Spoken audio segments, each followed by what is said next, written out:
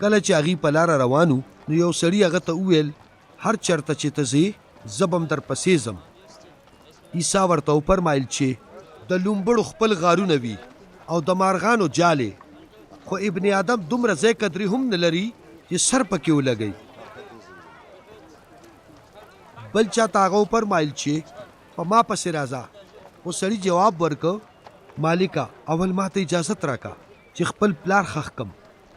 خو عیسی ورته وفرمایل مړي پرېږدی چې مړي ښخوي، خو ته خامخا لاړ شه او د خدای پاک د بادشاهۍ زیرې ورکوه.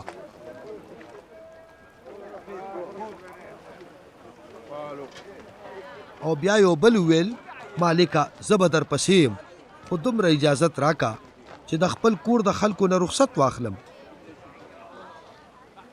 عیسی هغه ته وفرمایل کم سړی چې کلبه کول شروع کی بیا شاته ګوري هغه د خدای پاک د بادشاهۍ لایق نه دی.